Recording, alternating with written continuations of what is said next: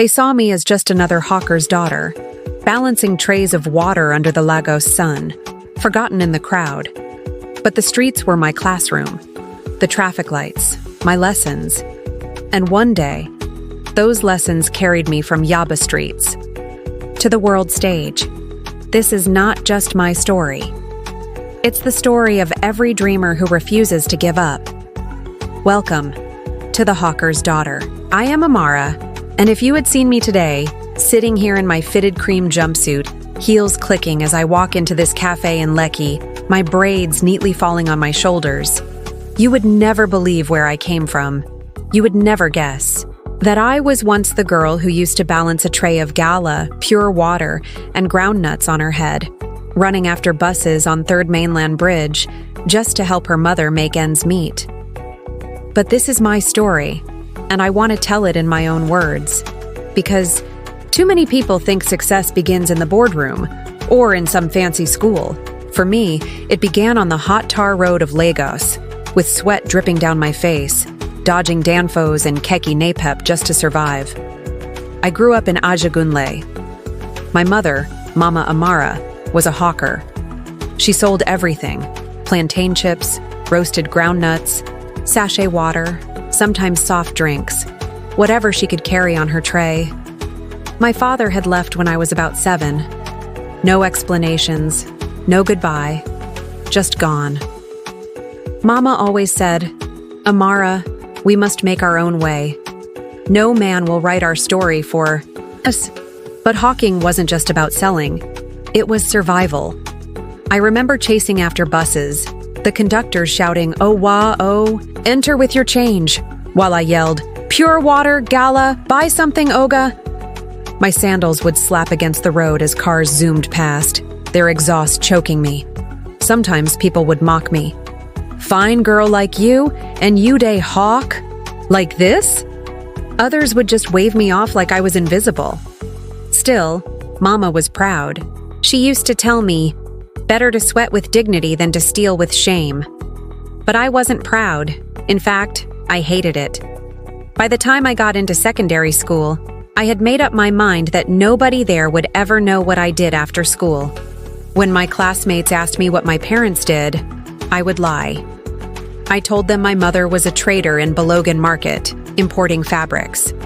Sometimes I even said my father was abroad. At first, the lies were easy, but lies have a way of catching up with you. There was this girl, Ifeoma. Her father owned a small electronics shop, but she behaved like she was the daughter of a governor, always sharp with her tongue. She hated me, maybe because teachers liked me. One hot afternoon after school, she saw me on the road, hawking with Mama. I will never forget the way her eyes lit up like she had just found treasure. The next day in class, she didn't waste time. "Amara, pure water seller!" she shouted. The class roared with laughter. My heart broke in that moment. Everything I had built, all the lies, all the respect, I lost it in one word. I went. Home that day, threw the tray on the floor, and screamed at Mama. "You've ruined my life! If I didn't have to hawk, they wouldn't laugh at me. I hate this life. I hate hawking. I hate it." Mama just looked at me. Her face was tired, but her eyes were calm. She whispered, "My daughter, this same hawking will one day feed you in a way you can't imagine. Don't despise it." I stormed into my room and slammed the door. At that moment, I swore I would never be seen hawking again. Years passed. I managed to get into the University of Lagos through a scholarship. There, I reinvented myself. I wore the latest Zara dresses, borrowed from friends. I straightened my hair, painted my nails, and walked like I belonged. I never told anyone the truth about where I came from. But the problem with lies is that they need constant maintenance, and Lagos is too small. One evening during my 2nd year, Mama came to Unilag to bring me foodstuff. She was wearing her hawker's apron, the smell of fried akara clinging to her wrapper. I pretended not to know her in front of my friends.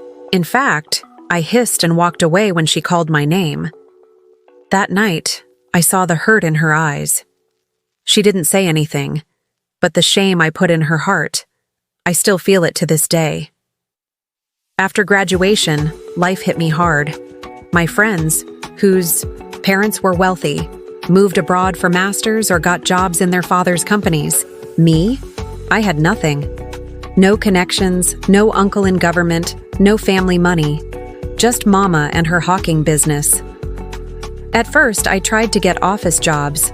I wore my best blouse and skirt, heels clicking against the tiles as I carried my CVs around. But every interview ended the same way. "We'll get back to you." They never did. One evening, after yet another rejection, I came home to see Mama frying plantain chips. The golden slices sizzled in the oil, the smell filling our small kitchen. She looked up at me and smiled. "Amara, stop chasing shadows. Use what you have."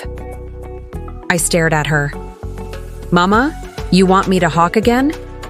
She shook her head. "Not hawk. Think. This thing you despise, turn it into something else. Give it dignity." That night, I couldn't sleep. Her words kept ringing in my head. Turn it into something else. Give it dignity. The next morning, I woke up with an idea. What if hawking wasn't done with trays and sweat, but with branding and packaging? What if instead of chasing buses, we delivered snacks to offices, schools, and events? I started small. I borrowed N10,000 from a friend, bought transparent nylon packs, printed a simple sticker that said, "Amara's Crunchies," and packaged the plantain chips Mama fried. I posted them on Instagram. To my shock, people loved it. Orders started coming in, from friends, then from strangers. Soon, I registered the business. We hired 2 delivery boys on bikes. Mama no longer hawked on the road. Instead, she became the supervisor, frying chips in bulk while I handled orders and marketing. Within 3 years, Amara's Crunchies was supplying supermarkets in Lekki, Ikoyi, and even Abuja. The same classmates who once mocked me were now tagging me on Instagram saying, "Proud of you, girl." Even Ifeoma, the one who first called me pure water seller, slid into my DMs asking if I could sponsor her event with snacks. The biggest moment came when I was invited to speak at a women's empowerment conference in Lagos. As I walked on stage in my fitted Ankara dress, heels clicking, braids tied neatly, I looked into the audience, and there was Mama in the front row.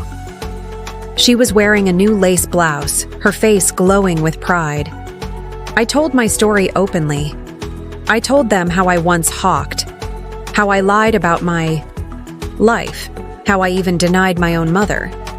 And then I said the words that silenced the hall. Do not despise small beginnings. The same thing you are ashamed of today may be the foundation of your success tomorrow. When I stepped off the stage, Mama hugged me tightly. She whispered in my ear, "Didn't I tell you? This hawking would one day feed you." So yes, my name is Amara. I am the daughter of a street hawker, and I am proud of it. Because the street made me, the shame built me, and my mother's sweat crowned me.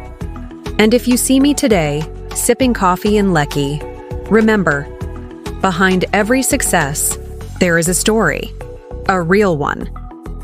Today, they call me a speaker, a leader, a voice for the voiceless, but deep inside, I am still the hawker's daughter, and I carry my story with pride. If this story touched you, don't just watch, share it, subscribe. Because somewhere out there, another hawker's daughter is still waiting to be seen.